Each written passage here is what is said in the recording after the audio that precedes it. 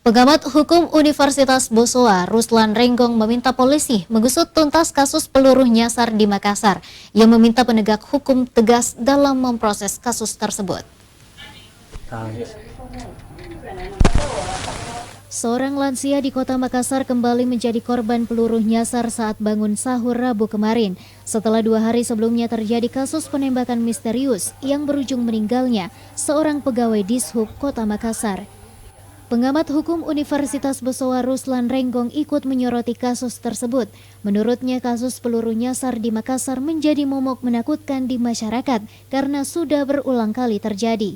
Ruslan meminta polisi mengusut tuntas kasus itu agar bisa diketahui pelaku yang menembakkan peluru tersebut.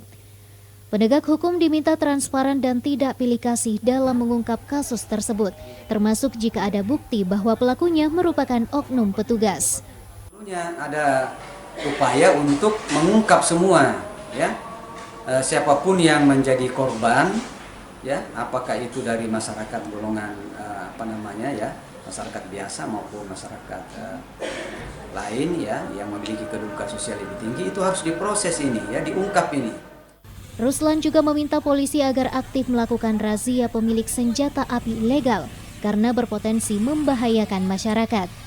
Ruslan menyebut dalam Undang-Undang Darurat Nomor 12 Tahun 1951, Pasal 1 Ayat 1 tertulis bahwa pemilik senjata api ilegal diancam pidana yang cukup berat, bisa pidana mati, penjara seumur hidup, atau pidana paling lama 20 tahun penjara.